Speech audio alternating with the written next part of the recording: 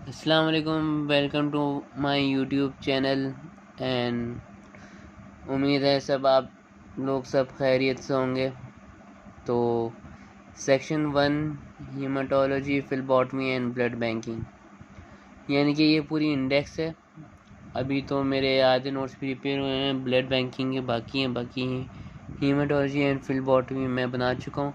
अच्छा, ये इस पूरे चैप्टर्स में बहुत ही कोई इम्पोर्टेंट पॉइंट्स हैं जो कि वाई में पूछे जा सकते हैं, या लेबॉर्ट्री टेक्नीशियन या टेक्नोलॉजिस्ट के जॉब इंटरव्यू में पूछे जाते हैं। वो पॉइंट्स इसमें, मतलब ये वीडियो आप लोगों के लिए बहुत हेल्पफुल रहेगी, इसलिए आप लोग ये वीडियो देखें एंड तक, दूसरों को शेयर भी करें। वीडियो अच्छी लगेगी तो लाइक भी ज़रूर कीजिएगा और चैनल को सब्सक्राइब भी करें।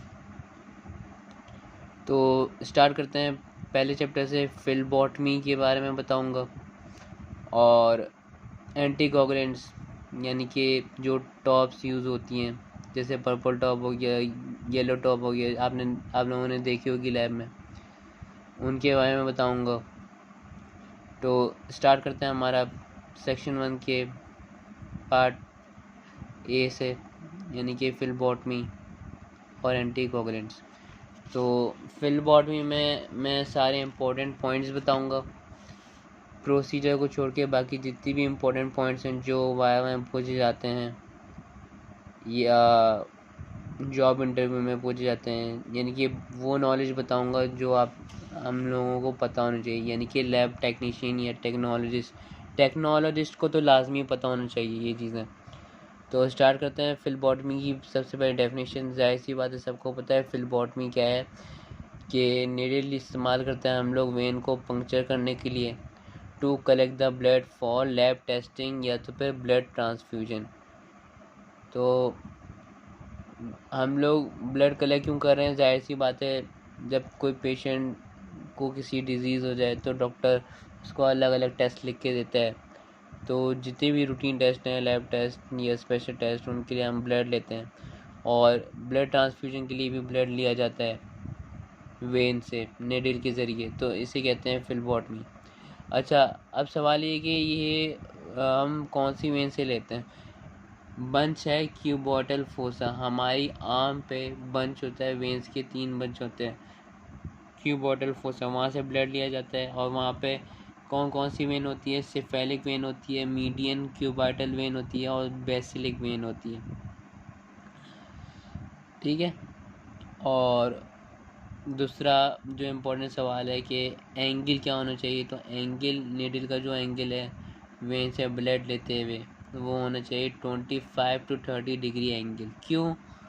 क्योंकि अगर एंगल ज़्यादा हुआ तो वेन से नीडल क्या हो सकती है, बाहर जा सकती है, मतलब कि वेन के अंदर नहीं रहती। तो सही कलेक्शन के लिए जो प्रॉपर एंगल रिक्वायर्ड है वो हमारे पास है 25 to 30 डिग्री एंगल। उसके बाद हम वेनी पंक्चर की साइड को स्टेलाइज कैसे करें, यानी कि जहाँ पे हमें जिस वेन से ब्लड कलेक्ट करना है उसको स्टेलाइज करने का तरीका क्या है। 2 तरीके हैं जो कॉमनली यूज्ड है, वो क्या है, अल्कोहल स्वैब हम यूज़ करते हैं जिसके अंदर 70% आइसोप्रोपाइल अल्कोहल होता है, और 30% जो होता है वो डिस्टिल वाटर होता है। 70% क्यों सवाल है, तो इसका आंसर ये है कि 70% जो है वो मोस्ट इफ़ेक्टिव है टू रिमूव बैक्टीरिया। अच्छा, अगर कोई स्किन एलर्जिक पेशेंट आ जाए या कोई परप्यूरा वाला पेशेंट आ जाए, यानी कि स्किन पे स्पॉट्स आए हुए, तो उस सूरत में हम पायोडीन यूज़ करेंगे।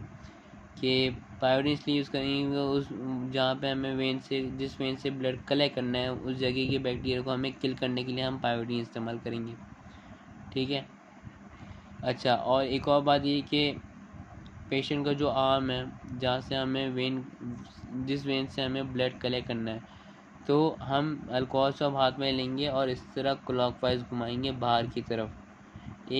और स्टेलाइज एक ही तरफ करना है, और ये दिमाग में रहे कि एक दफ़ा स्टेलाइज जब हो जाए तो दोबारा उंगली वहाँ पे ना लगे। क्यों ना लगे? ताकि बैक्टीरिया जो है वो कंटेमिनेट ना कर जाए। ठीक है।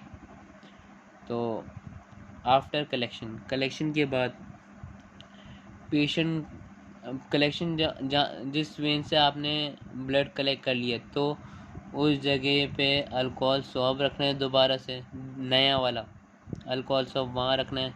पेशेंट को बोलना है इसको टाइटली होल्ड करें, और पेशेंट का जो आर्म होगा वो बंद नहीं होगा, वो एक्सटेंड ही रहेगा, यानी कि खुला ही रहेगा ऐसे, इस पोजीशन में।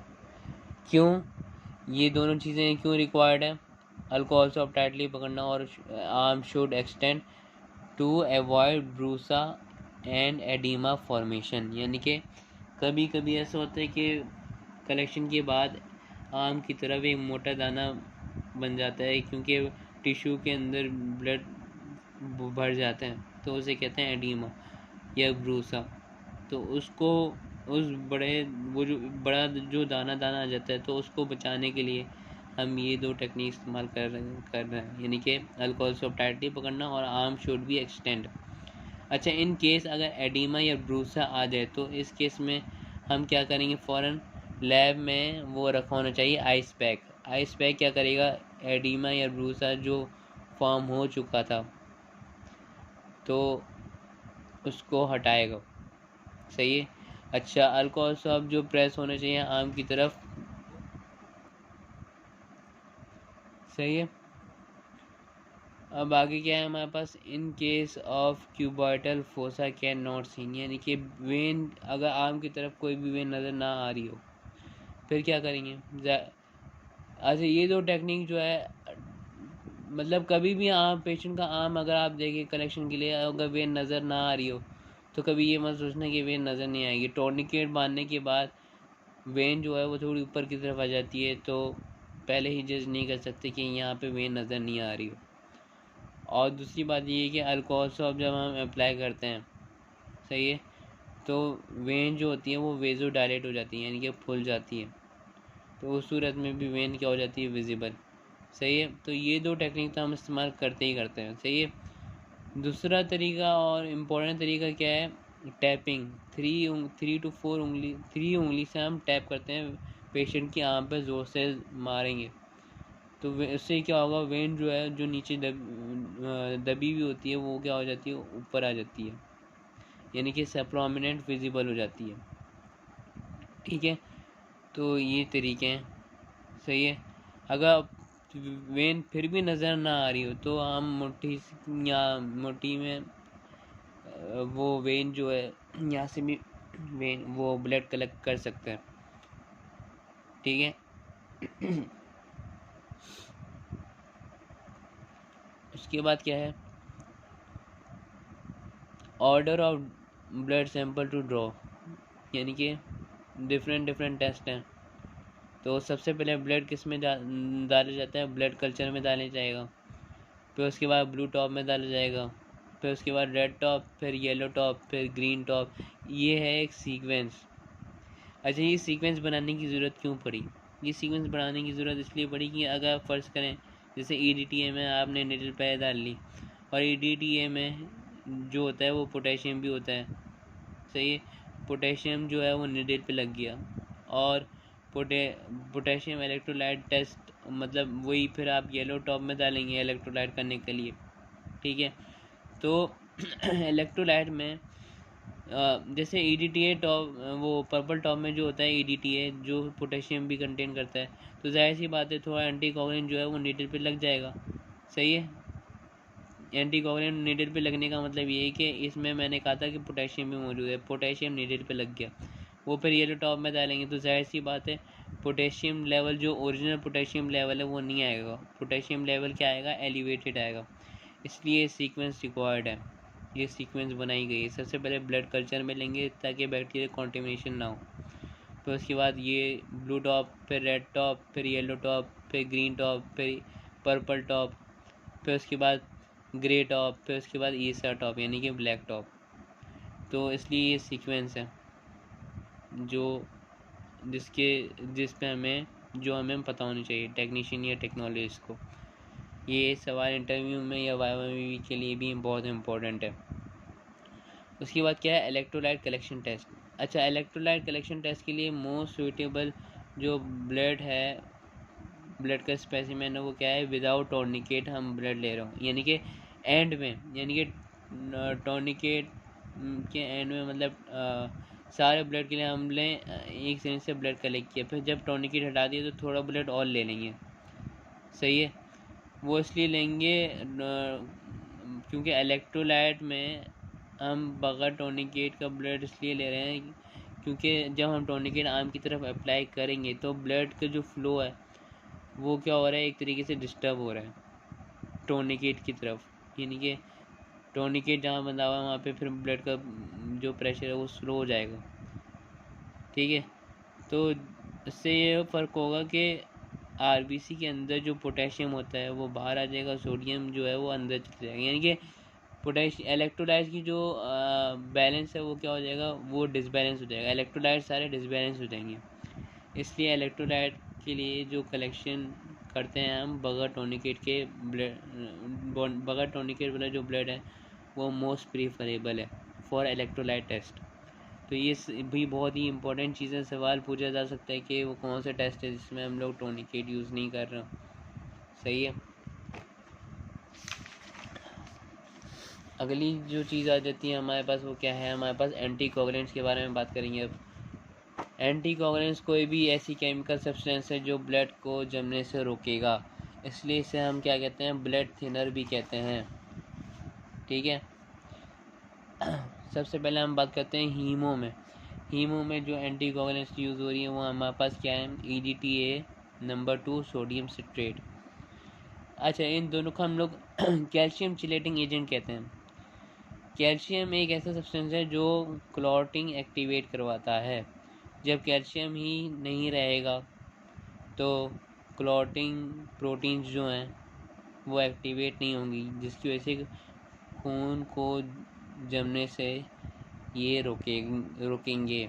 सही है, EDTA और सोडियम सिट्रेट दोनों का मोड ऑफ एक्शन सेम है।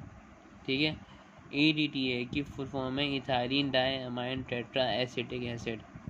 ठीक है, इसमें पोटेशियम होता है, पोटेशियम 2 होगा, यानी कि डबल पोटेशियम होता है इसमें। और ये जो एंटी कोगुलेंट होता है ये कौन सी टॉप में होता है, पर्पल टॉप, जिससे हम लोग लेवेंडर टॉप भी कहते हैं।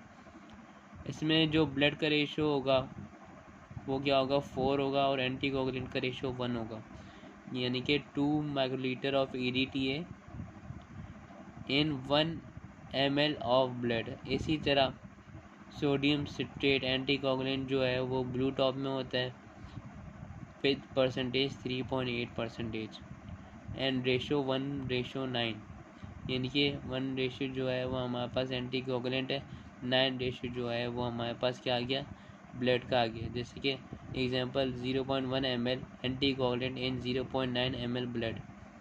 इसी तरह try sodium citrate black top में होगा, सोडियम सिट्रेट इसमें भी था इसमें भी था। अब क्वेश्चन ये हो सकता है कि वाइवा वाला क्वेश्चन के दोनों में फिर कितने कितने परसेंट होगा। ब्लू टॉप में जो होता है वो 3.8%, ब्लैक टॉप में 3.2%, विथ रेशो 4:1।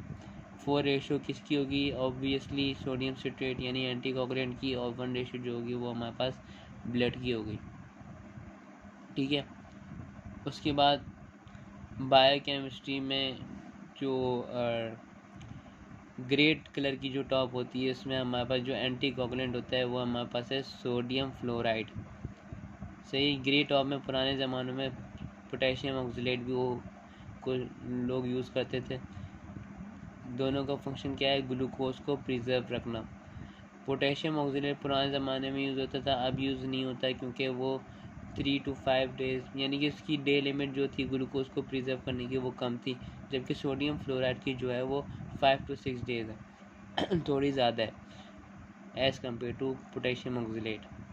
ठीक है, अच्छा अब सवाल, एक और सवाल ये बनता है कि ग्लूकोज को ये प्रिजर्व कैसे कर रहा है।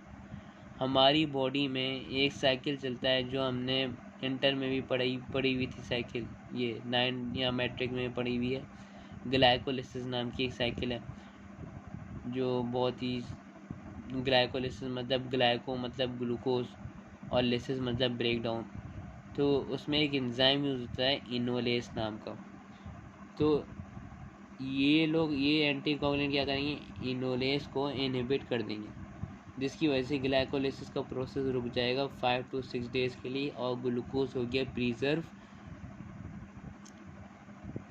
ग्रे टॉप में फॉर फर्दर टेस्ट, यानी कि डायबिटीज़ से रिलेटेड टेस्ट, जैसे कि HbA1c हो गया, नहीं सॉरी HbA1c नहीं होगा, HbA1c जो होता है, अच्छा HbA1c में ना ग्लाइकेटेड HB लेते हैं, यानी कि हम होल ब्लड में जो ग्लूकोज एब्जॉर्ब हुई हो तो हम वो चेक कर रहे होते हैं HbA1c में, तो इसलिए वो ADTA में आएगा। सही है। ग्रे टॉप में ग्लूकोज जो प्रिजर्व होगा ये OGTT टेस्ट के लिए होता है, यानी कि ओरल ग्लूकोज टॉलरेंस टेस्ट के लिए होता है, या ग्लूकोज टॉलरेंस टेस्ट के लिए होता है। Random sugar fasting sugar test के लिए हम ग्रे टॉप इस्तेमाल कर रहे होते हैं। ठीक है। नेक्स्ट टॉप की बात करें तो येलो टॉप और रेड टॉप आ गया।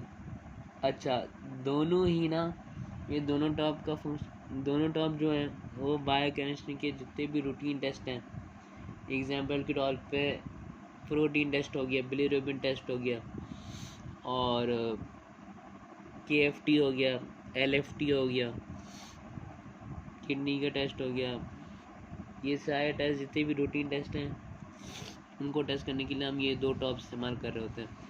अच्छा, लेकिन दोनों में फ़र्क भी तो होगा ना, क्या फ़र्क है?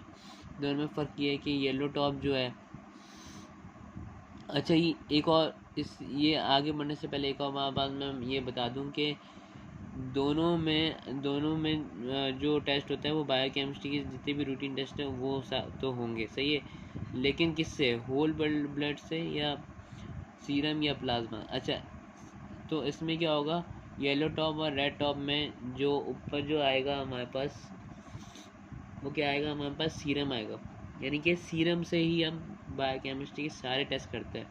और सीरम किस में आता है हमारे पास, येलो टॉप और रेड टॉप में आएगा, खाली सिर्फ येलो टॉप और रेड टॉप में हमारे पास सीरम आता है। ठीक है।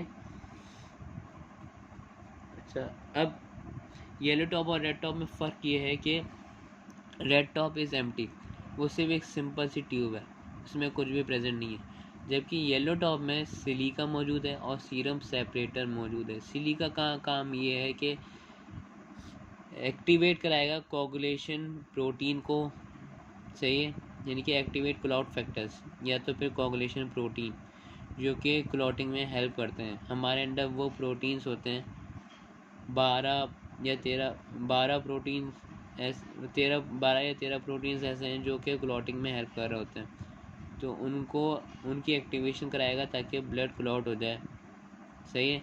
और सीरम सेपरेटर क्या होगा, जाहिर सी बात है, जब सीरम सेपरेटर क्या होगा, नाम से ज़ाहिर हो रहा है, सीरम को होल ब्लड से सेपरेट करेगा, यानी कि रेड सेल नीचे आ गया, ठीक है, और ऊपर क्या आ गया, हमारे पास सीरम आ गया।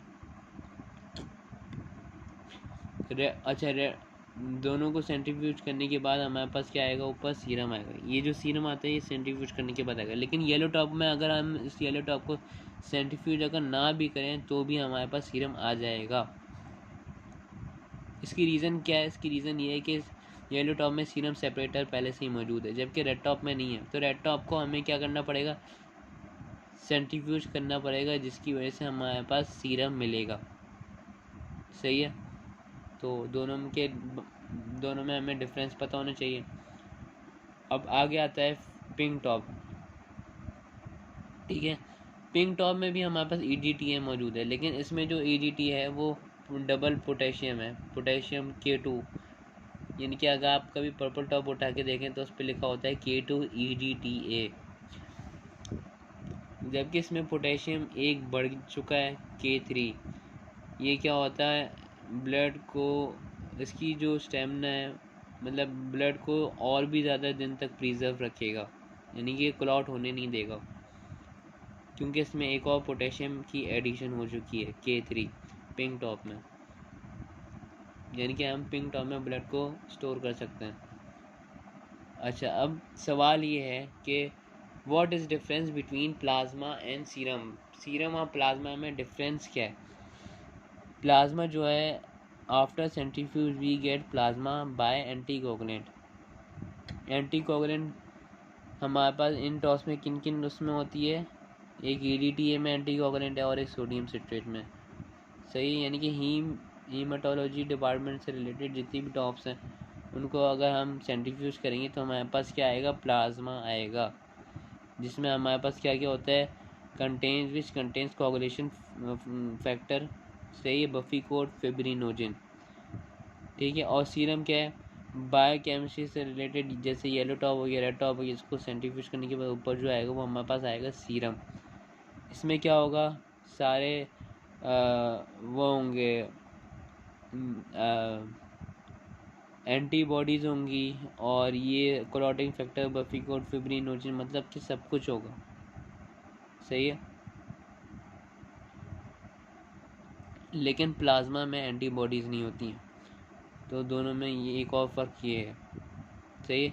सीरम जो है वो बगैर एंटीकोगुलेंट के मिलता है हमें सेंट्रीफ्यूज करने के बाद, सही है। और प्लाज्मा जो है वो एंटीकोगुलेंट के साथ मिलता है सेंट्रीफ्यूज करने के बाद, सही है। अब what is difference between sediments and supernatant, supernatant क्या है हमारे पास और सेडिमेंट क्या है।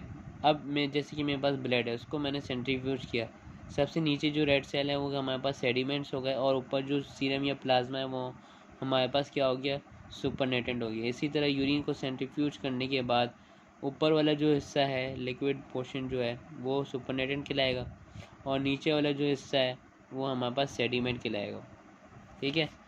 तो ये तो हो गए एंटीकोगुलेंट्स की बातें जो हीमाटोलॉजिकल डिपार्टमेंट में यूज़ होती हैं, बायोकेमिस्ट्री डिपार्टमेंट में यूज़ होती हैं। अब अगर एंटीकोगुलेंट्स की बात करें जो कि ब्लड बैंक में यूज़ होती हैं, तो वो रही ये वो एंटीकोगुलेंट्स हैं। अच्छा, अब ब्लड का एंटीकोगुलेंट्स वो जो ब्लड बैंक में इस्तेमाल हो रही हो, तो इनके फंक्शन भी थोड़े ज़्यादा होंगे। क्यों ज़्यादा होंगे, क्योंकि ब्लड बैंक में हमें ब्लड स्टोर करने की ज़रूरत होती है, और डोनर से ब्लड लेना होता है, और रेसिपिएंट में वो ब्लड ट्रांसफ्यूज़ करना होता है, तो ये थोड़ा रिस्की काम है। तो इसलिए इनके जो एंटीकोगुलेंट्स के जो फंक्शन है वो क्या क्या होने चाहिए। नंबर 1, सबसे पहला वही जो नॉर्मल फंक्शन तो होता है एंटीकोगुलेंट का, prevent clot. Number 2, increase shelf life. किस चीज़ की शेल्फ लाइफ, ब्लड में जो सेल्स हैं उनकी शेल्फ लाइफ को इंक्रीज़ कर देना, ये भी एक अच्छी प्रॉपर्टी होनी चाहिए एंटीकोगुलेंट में जो ब्लड बैंक में यूज़ हो रही है। Number 3, provide energy, ATP, ATP, NADP, ये सारी एनर्जी प्रोवाइड करना चाहिए, जिसकी वजह से शेल्फ लाइफ जो है वो इंक्रीज़ हो जाएगी। उसके बाद क्या है हमारे पास, इंक्रीज मेटाबॉलिज्म। जाहिर सी बात है अगर मेटाबॉलिज्म स्टॉप हो गया तो ब्लड में बहुत सारी चेंजेस आना शुरू हो जाएंगी, सही है। Number 5, should not toxic to the donor and recipient, यानी कि जाहिर सी बात है टॉक्सिक एंटीकोगुलेंट नहीं होना चाहिए, जाहिर सी बात है। अगर क्योंकि एक दूसरे का खून एक दूसरे में डालना पड़ता है, इमरजेंसी केस के केस में, ट्रॉमा के केस में, या कोई ब्लीडिंग डिसऑर्डर की केस में हो गया, सही है। तो it should not, anticoagulant should not be toxic, ठीक है। अब बात करें तो एंटीकोगुलेंट्स की, तो हमारे पास ब्लड बैंकिंग में जो जो एंटीकोगुलेंट्स है वो हमारे पास क्या है, ACD, acid citrate dextrose, CPD, citrate phosphate dextrose, CP2D, 2 मतलब double dextrose, CPDA1, citrate phosphate dextrose adenine, ये कॉमनली आजकल पाकिस्तान में यूज़ हो रहा है, कॉमनली यूज्ड। और ये जो है नंबर 5, ये हम बाद में डिस्कस करेंगे, सही, क्योंकि ये सिर्फ एक एडिटिव सॉल्यूशन है जो एंटीकोगुलेंट के तौर पर इस्तेमाल होता है। अच्छा, अब क्या है हमारे पास, इनके अलग अलग कंपोनेंट्स के बारे में डिस्कस कर लेंगे कि एसिड, जैसे एसिड है, एसिड का काम क्या है, पीएच कंट्रोलर है, यानी कि पीएच को कंट्रोल करेगा। सिट्रेट का काम क्या है, कैल्शियम को बाइंड करेगा ताकि टू प्रिवेंट क्लॉटिंग। मैं बताया था पहले भी कि कैल्शियम जो है वो क्लॉटिंग को एक्टिवेट, कोगुलेशन प्रोटीन को एक्टिवेट करता है, यानी कि क्लॉटिंग को एक्टिवेट करता है। उसके बाद यहाँ पे जो डेक्सट्रोज है, इसका मतलब क्या है, डेक्सट्रोज क्या करेगा, प्रोवाइड शुगर। फॉस्फेट क्या करेगा, प्रोवाइड एनर्जी, जैसे ATP हो गया। और एडिनाइन का क्या करेगा, increase cell survival up to 35 days, सही है। अब ये पांचवी चीज़ की अगर हम बात करें, एडिटिव सॉल्यूशन जो है हमारे पास, वो है क्या है, सेगेम, सक्रोस एडिनाइन ग्लूको मैनिटोल। ठीक है, ये 100 ml डलता है ब्लड बैग में, सही है। और इसका फंक्शन क्या है, जैसे ये एडिनाइन जो है वो 35 डेज तक सेल की सर्वाइवल रख रहा था, वैसे ये जो है सेगेम ये 42 डेज तक रखेगा। इसमें क्या होता है, आरबीसी की सर्वाइवल इंक्रीज़ हो जाती है और मेटाबॉलिज्म इंक्रीज़ होता है, जिसकी वजह से ब्लड को हम लोग 42 डेज तक स्टोर कर सकते हैं। अच्छा, कुछ दिनों के बाद क्या होगा, एचबी जो है वो कम हो जाएगा, जिसकी वजह से हमारे पास एचसीटी का या पीसीबी का जो रिज़ल्ट आएगा वो बहुत क्या आएगा, लो आ जाएगा। ठीक है, यहाँ तक क्या होगा, यहाँ पूरी क्या एंटीकोगुलेंट्स की बात और फिल बॉटमिंग की कुछ बातें। ठीक है, अब ब्लड सैम्पलिंग सिस्टम की अगर बात करें तो क्या है हमारे पास, ब्लड सैम्पलिंग सिस्टम मतलब ब्लड के लेने का तरीका। तो हमारे पास दो तरीके हैं, एक है क्लोज्ड या इवैक्यूएटिक सिस्टम जो कि कॉस्टली है, दूसरा है ओपन और ब्लड सिस्टम जो कि चीपर है, यानी कि सस्ती लैब्स में ये चीज़ें इस्तेमाल हो रही है और इसमें ये दोनों में फ़र्क क्या ये मोस्ट प्रीफरेबल है to provide better specimen quality because blood directly contacts to anticoagulant. इससे क्या मुराद हुआ, इससे मुराद ये हुआ कि एक ट्यूब होगी, उसके ऊपर निडल होगी और निडल के बिल्कुल अपोजिट ट्यूब के अंदर एक रबर टाइप का होगा जिसमें हम लोग ट्यूब आसानी से इंसर्ट कर सकते हैं। यानी कि निडल से जो ब्लड जा रहा है वो डायरेक्ट ट्यूब में जा रहा है, यानी कि डायरेक्ट एंटीकोगुलेंट में जा रहा है बगैर किसी बैक्टीरिया कॉन्टेमिनेशन के। यानी कि जाहिर सी बात है, जब नीडल से ब्लड डायरेक्ट ट्यूब में जाएगा तो स्पेसिमेन की जो क्वालिटी होगी वो क्या हो जाएगी, परफेक्ट हो जाएगी। तो इससे क्या होगा, avoid pre analytic error. Pre analytic error क्या है, एरर जो है हमारे पास, जैसे जो फाइनल रिजल्ट आता है उसमें जो गलतियाँ आती हैं वो तीन चीज़ों की वजह से आ सकती है। नंबर 1 प्री एनालिटिक एरर, यानी कि फिल बॉट में से कोई गलती हुई हो। नंबर 1 टेस्ट की ड्यूरिंग टेस्ट जो गलती हो रही हो उसे कहते हैं एनालिटिकल एरर, सही है। और फिर जो पोस्ट एनालिटिकल एरर क्या होता है कि रिपोर्ट गलत लिख दी है, मतलब टेस्ट करने के बाद जो गलतियाँ होती हैं उसे कहते हैं पोस्ट एनालिटिकल एरर, सही है। इसकी मैं इंशाल्लाह डिटेल में अलग से वीडियो बनाऊंगा तो वो भी देखिएगा, सही है। अच्छा, इसका एक और फ़ायदा है कि हम मल्टीपल सैंपल ले सकते हैं सिंगल पंक्चर से, यानी कि एक ही दफ़ा वेन में अगर एक ही पंक्चर कर लो तो नीडल के अपोजिट जो रबर लगा हुआ है वहाँ पे हम लोग डिफरेंट ट्यूब अलग अलग सैंपल में ले वो अलग अलग टेस्ट के लिए हम डिफरेंट ट्यूब वहाँ रबर में हम लोग इंसर्ट करके ले सकते हैं। ठीक है, अच्छा, इसमें एक तो ये वाला सिस्टम है जो मैं बता चुका हूँ, एक ट्यूब होती है और निडल होती है और उसके अपोजिट रबर होगा। अब हर टेस्ट के लिए हम लोग अलग अलग ट्यूब, वैक्यूम कंटेनर ट्यूब जो है वो निडल के अपोजिट साइड लगा देंगे, यानी कि रबड़ में। ठीक है, वीडियो के एंड में मैं इंशाल्लाह पिक्चर भी ऐड कर लूँगा। आगे क्या है हमारे पास, बटरफ्लाई सिरिंजेस, जो बटरफ्लाई सिरिंज आपने देखी होगी, बटरफ्लाई की तरह होती है। वो सिरिंज डायरेक्ट ट्यूब से जो होता है वो डायरेक्ट वैक्यूम कंटेनर में ब्लड जा रहा होता है, यानी कि क्लोज सिस्टम या इवैक्यूएटेड सिस्टम वो सिस्टम है कि ब्लड जो है वो डायरेक्टली कांटेक्ट करता है एंटीकोगुलेंट से, इसे कहते हैं क्लोज्ड ब्लड सिस्टम, सही है। और ओपन ब्लड सिस्टम क्या है, इसमें ये वो सिस्टम है जैसे सिरिंज अलग हो गई, जैसे सिरिंज से ब्लड निकालिए, सही है, फिर सिरिंज निकालिए, फिर सिरिंज से ट्यूब लेके अलग अलग ट्यूब में सिरिंज डाल रहे निकाल रहे अलग अलग टेस्ट के लिए। तो उससे ये हो सकता है कि बैक्टीरियल कॉन्टेमिनेशन हो सकती है, तो इसलिए ये प्रीफरेबल नहीं है। लेकिन पाकिस्तान में ज़्यादातर ये यूज़ किया जा रहा है क्योंकि चीपर है ये, सही है।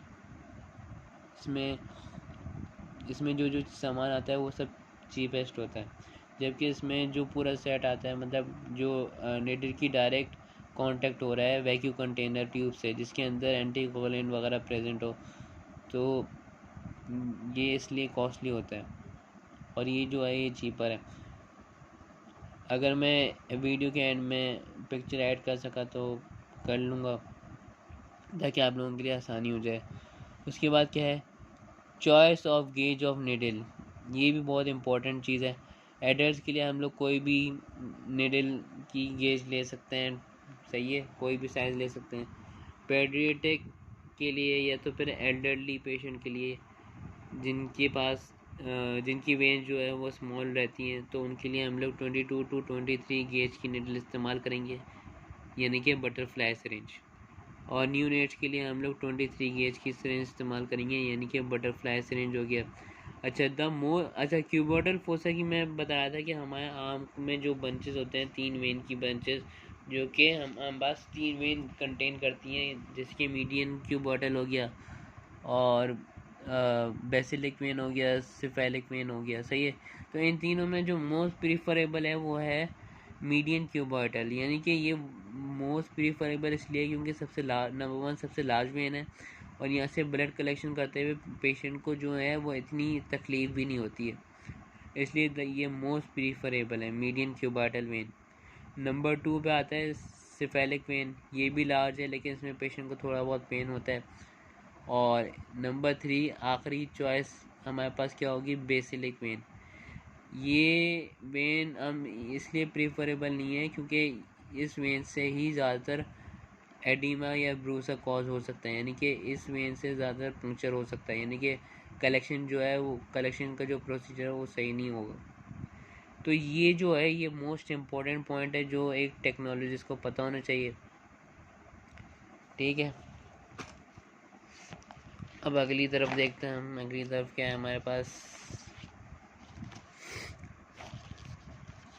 ये एक्यूवेन क्या है हमारे पास, ये एक नई लेटेस्ट टेक्नोलॉजी है तक। तो इसमें क्या होगा, एक मशीन होती है, उसमें से लाइट आती है जो कि आर्म पे लगती है, सही है, यानी कि जहाँ से हमें ब्लड कलेक्ट करना हो, हम एक्यूवेन से हम वो लाइट को ऑन करेंगे तो आर्म की तरफ क्या होगा, लाइट आएगी। अब इस लाइट का जो काम होगा वो क्या होगा, यहाँ मेरे अंदर जो वेन्स जो हैं, वेन्स में जो ब्लड फ्लो कर रहा है, यानी कि वेन्स में जो आरबीसी फ्लो कर रहे हैं, उसमें जो एचबी है, एचबी क्या करेगा, एब्जॉर्ब करेगा इंफ्रारेड लाइट, यानी कि इससे जो लाइट रिलीज़ हो रही है उसको कौन एब्जॉर्ब करेगा, एचबी एब्जॉर्ब करेगा, ठीक है, इस लाइट की हीट से, इसलिए इसको थर्मल स्कैनर भी कहते हैं। एचबी क्या करेगा, एब्जॉर्ब करेगा, और एचबी जब एब्जॉर्ब करेगा तो ये होगा कि हमें जो वेन है वो लाइट के ज़रिए एकदम साफ़ सुथरी नज़र आ रही होगी, ठीक है। तो अब अगली जो चीज़ है वो हमारे पास क्या है, कलेक्शन फ्रॉम ऑल्टरनेट साइड्स। अगर क्यूबोटल फोसा से वेन नज़र ना आ रही है तो हम क्या करेंगे इस केस में हम लेम से, यानी कि टांग के पास एक वेन होती है, वहाँ से जिसे हम लोग फीमोरल वेन कहेंगे, सही है, या तो फिर ब्रेन के सर के पास, कान के पास, मतलब सर में एक वेन होती है, उसे कहते हैं स्कैल्प वेन, या तो फिर वहाँ से ब्लड लेंगे। ये बहुत ही इन केस ऑफ इमरजेंसी यहाँ से ब्लड ले सकते हैं, वो भी कोई सीनियर फिजिशियन के बोलने पे, आप ऐसे ही खुद से ब्लड नहीं ले सकते, सही, यानी कि बहुत ही इमरजेंसी के केस में। अच्छा, इन केस ऑफ फेंटिंग, या जिसे हम लोग वेज़ोवेगल अटैक भी कहते हैं, सही है, तो ये होता क्यों है, सबसे पहले ये दिमाग में होना चाहिए, फेंटिंग कलेक्शन के वक्त पेशेंट जो है वो बेहोश क्यों हो जाते हैं। कुछ लोग ऐसे होते हैं कि उनको प्रोसीजर का पता नहीं होता, वो खून देख के बेहोश हो जाते हैं। तो सबसे पहले पेशेंट को हमें पूरा प्रोसीजर बताना बहुत ज़रूरी है, सही है। अगर फर्स्ट करें, अगर पूरा प्रोसीजर बता भी दिए फिर भी पेशेंट फेंट हो जाए तो इस केस में क्या करेंगे, अगर छोटा बच्चा है तो पेशेंट को छोटे बच्चे को पूरा उल्टा कर देंगे, क्योंकि ये हो क्यों रहा है, क्योंकि दिमाग यानी कि ब्रेन की तरफ जो है वो ब्लड फ्लो जो है वो स्लो हो जाता है, जिसकी वजह से पेशेंट जो है वो बेहोश हो जाता है। अगर छोटा बच्चा है तो उसको पूरा उल्टा कर देंगे, अगर कोई एडल्ट है तो उसको बोलेंगे कि पूरा ले डाउन हो जाए, फ्लैट हो जाए पूरा, सही है। और जो प्रोसीजर है वो जहाँ था वहीं पे स्टॉप कर देंगे, यानी कि निडल अगर इंजर्ट हुई है तो उस निडल निकाल के फ़ौरन सनी प्लास लगा के उसको लिटा देंगे, सही है। और अगर उसके टाइट कपड़े हैं तो उसके जो क्लोथिंग है उसको थोड़ा लूज़ कर लेंगे, सही है। और concern patient before collection of blood, सही है, वही बात होगी जो मैं बता चुका हूँ। उसके बाद क्या है हमारे पास, स्पेसिमेन क्राइटेरिया टू रिजेक्ट, यानी कि किस किस सूरत में जो है टेक्नीशियन या टेक्नोलॉजिस्ट स्पेसिमेन को रिजेक्ट कर सकता है। नंबर 1, अनलेबल सैंपल, यानी कि सैंपल पे लेबलिंग ना हुई तो उस सूरत में भी हो सकता है। या हिमोलाइज ब्लड सैंपल हो, उस सूरत में भी हो सकता है। नंबर 3 क्या है, टॉप की सिलेक्शन गलत हुई हो। एग्जांपल के तौर पे HbA1c का टेस्ट है, सही है।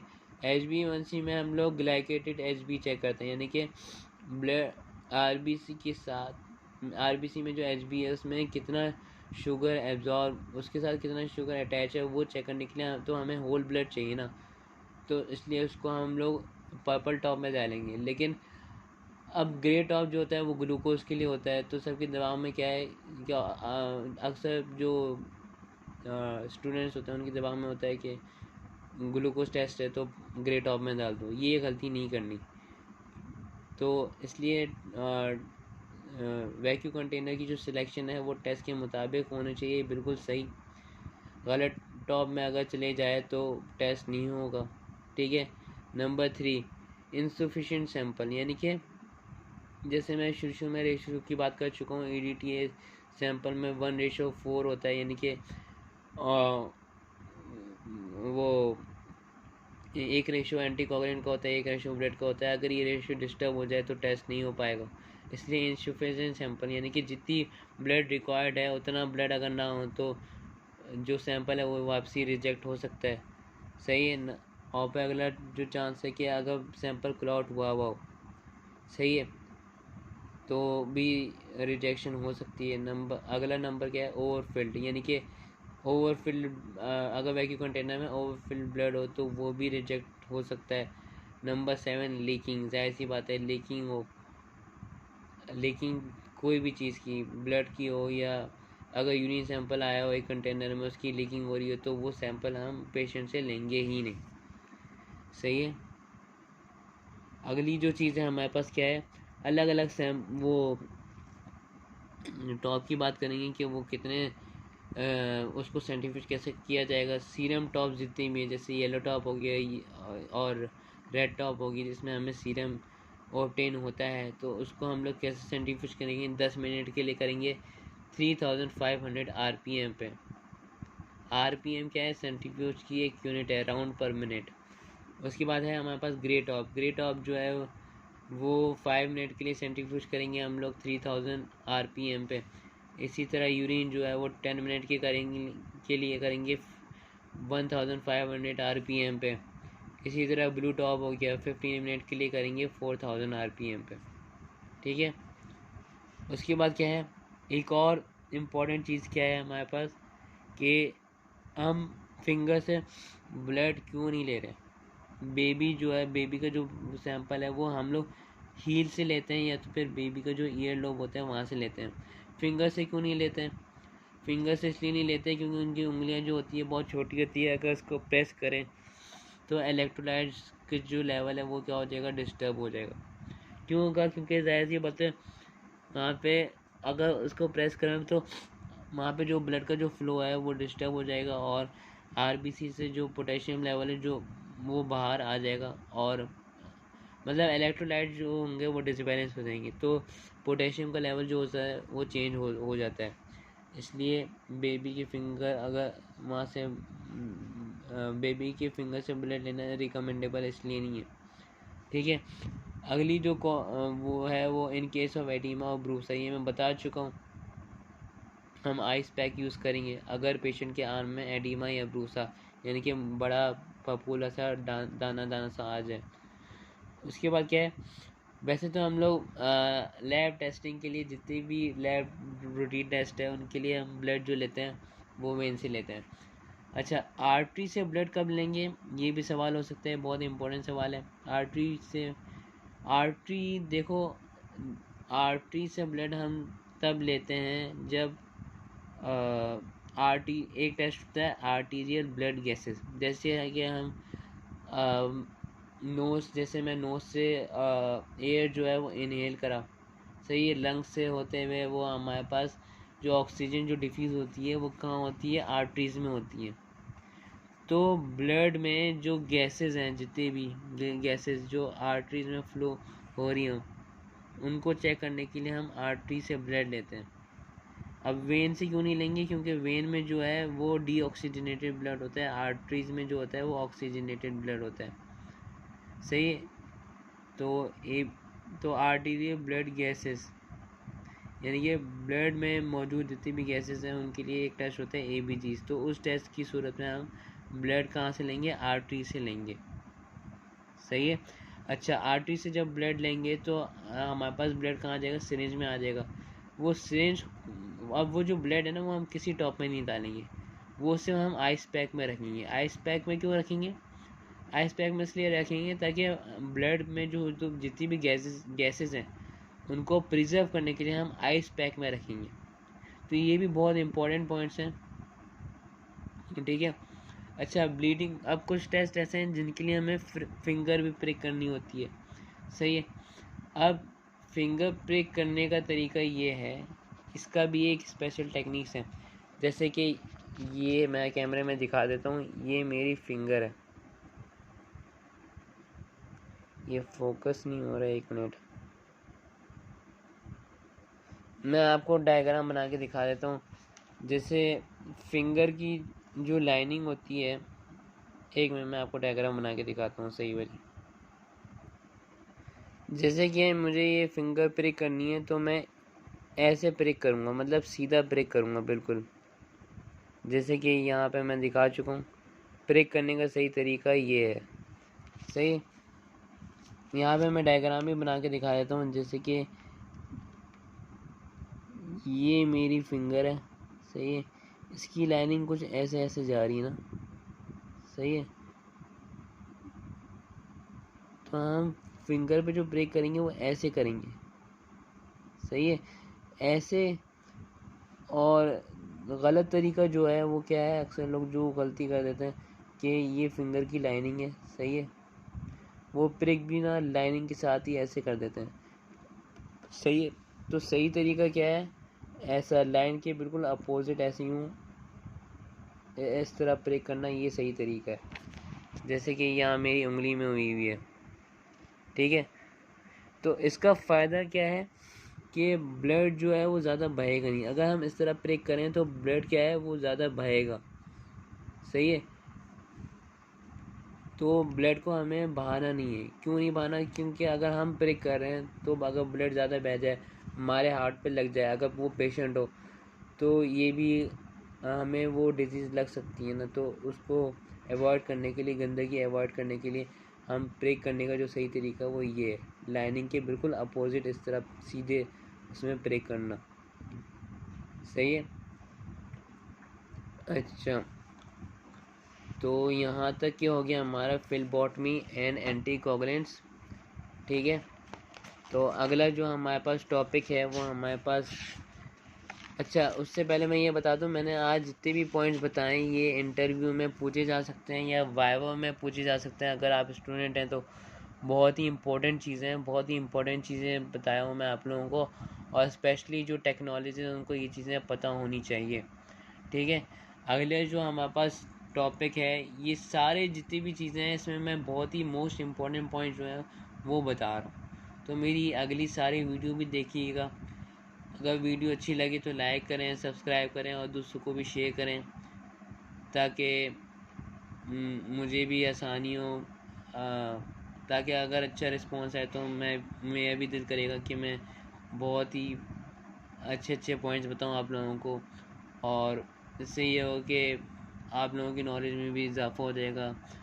बहुत ही इम्पोर्टेंट पॉइंट्स हैं ये, तो इसको इन जैसे मेरी जो वीडियोस हैं इनको ख़ुद भी देखें और दूसरों को शेयर भी करें, ठीक है।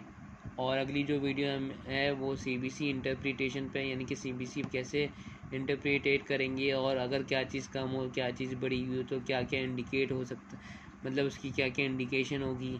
और एनालाइज़र है, CBC एनालाइज़र के बारे में बताऊंगा कि वो कितने टाइप्स की होंगी और उसकी वर्किंग कैसे हो रही है, उसके में कौन सा प्रिंसिपल इस्तेमाल हो रहा है पूरा। और ये भी बताऊंगा कि सिर्फ एक HB से हम मैनुअल तरीके से पूरी CBC रिपोर्ट कैसे निकालेंगे, ठीक है। तो ये सारे चैप्टर्स की वीडियोस बहुत ही अहम हैं, इसको देखिएगा ज़रूर सब, और लाइक करें, शेयर करें और प्लीज़ थोड़ा सपोर्ट करें मुझे भी। थैंक यू, अल्लाह हाफ़िज़।